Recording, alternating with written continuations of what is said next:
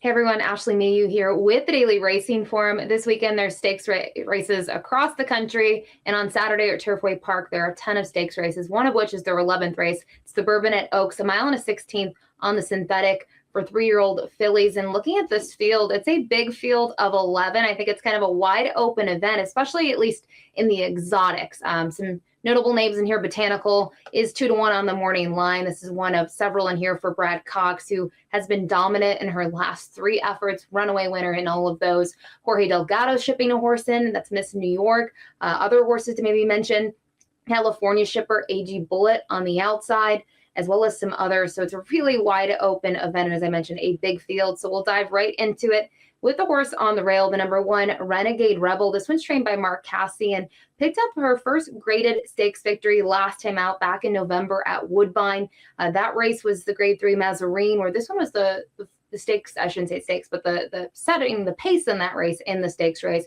and just was able to survive in the end and hold on. But I want to take a look at that replay from 2 starts back. That was on October 29th, mile and a 16th on the Tapeta, and you just watch this performance. I know she went gate to wire in here, but to see the way she was able to open up on this field, I thought was very impressive visually. She seemed like she had plenty of left, in reserve in the stretch here. And just to see this performance, I think it really bodes well for her. Now, she had mentioned she does have early speed. When you look at her wins, her 2 wins have both been in gate to wire fashion. She does have the inside draw. So it'll be interesting to see how she handles this group. I think she could get some pace pressure from several other runners in here, but it looks like she will likely be forwardly placed in this event. Now, the number 2 is out of the Brendan Walsh barn, Boulevis.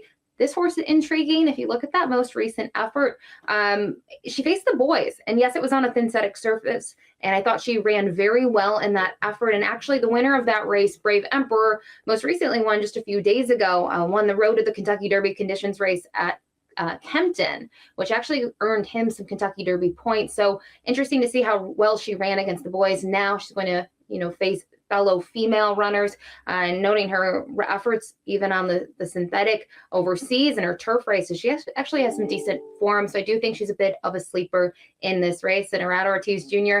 is booked to ride her. The number 3, Olympic Prank, one's out of the Safi Joseph Jr. barn. She ran okay on debut, going 7.5 furlongs on the turf at Gulfstream Park, and then was able to take them gate to wire on the Tapeta at Gulfstream, which isn't typically that easy to do, especially in those 2-turn races, but she was much the best in that race. Now she's going to obviously dive into deeper waters, facing winners for the first time at the stakes level, and she's going to be a bit of a price in here. You can see 20-1 on the morning line. I think she's going to have to certainly step up in this race. The number 4, 30 Thou Calvin. This one has kind of had a bit of a barn shift here and there every several starts. Now in the barn of John Terranova, making that first start for the New Connections.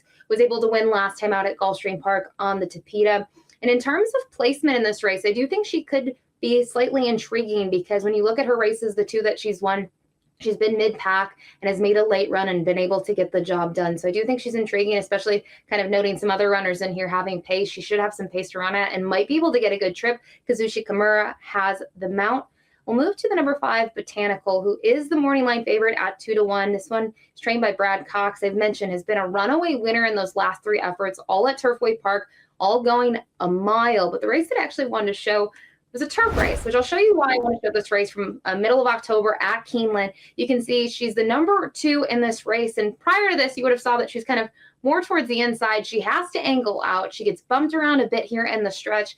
And just to see her late kick here, I mean, at this point, she's almost not on the screen. And to see her once she's called upon in this race by Florent Giroux, she really starts to hit her best stride late and looks very game in this race.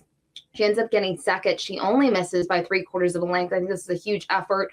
And that was going a mile and a 16th. So when you kind of look at that race compared to her other races, I think she's versatile. I don't think she needs to be that close to the pace. I think in kind of looking at the trip that she could get in here, she should be game from wherever she's placed early on. So I think she's a really deserving morning line favorite in here. She did get a 91 buyer speed figure for her most recent effort in the Cincinnati Trophy.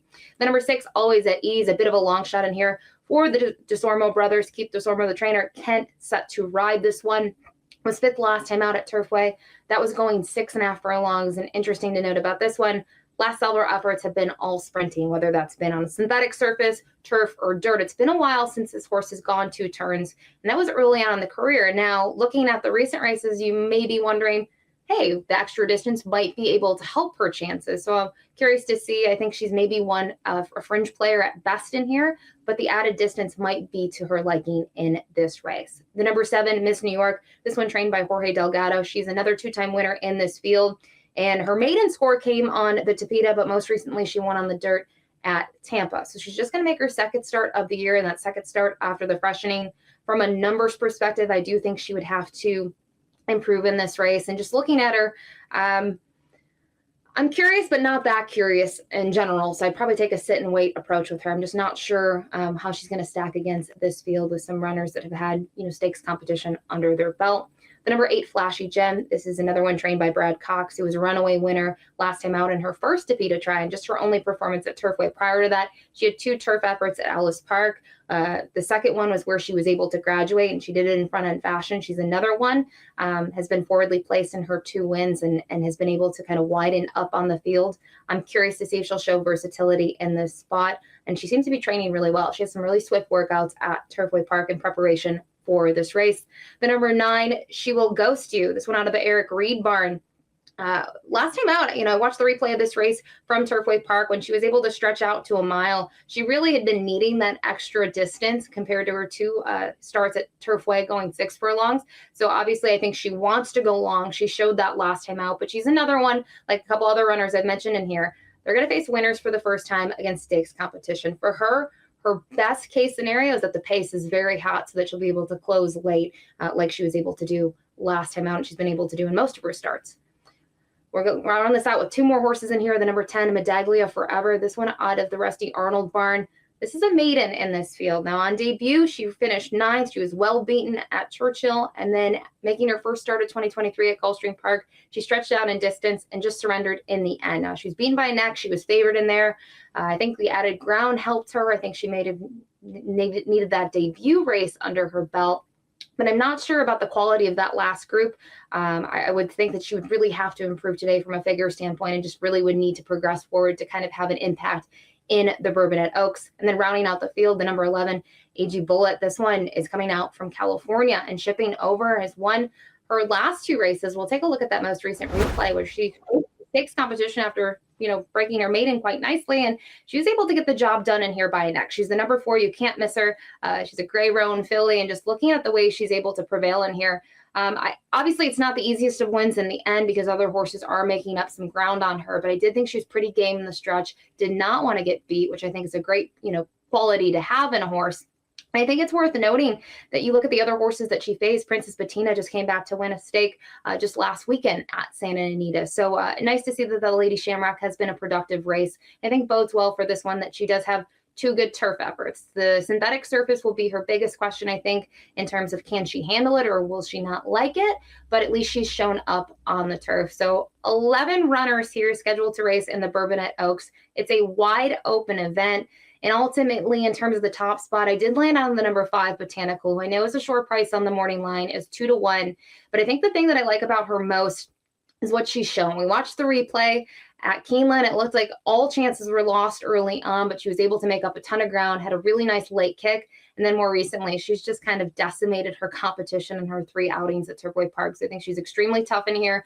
Other horses, though, I was torn between the 1 and the 2 kind of for that second spot. I think Renegade Rebel having the inside draw and just watching that maiden victory was very impressive. And I think this horse is going to be part of the pace scenario and might have something to say in the end and might be able to stick around for a share. The 2, Bolivar, this is a horse that I thought ran very well against the boys last time out. To see that the winner came back to win a race overseas with some Kentucky Derby points on the line, I think is huge. And she's a wild card. I mean, she just raced overseas back in February, so she really hasn't been here long. Not even quite 6 weeks. So I'm wondering how the shipping will affect her, but she does have an interesting record, and they might have, think she's at least got a shot in here to ship her over here for this race. And then to round it out, the 11 on the outside did run really well in the Lady Shamrock and was game. So that's how I see the Bourbonette Oaks. As I mentioned, wide open race. And I think this is a great betting race if you're going to get involved this Saturday. Good luck.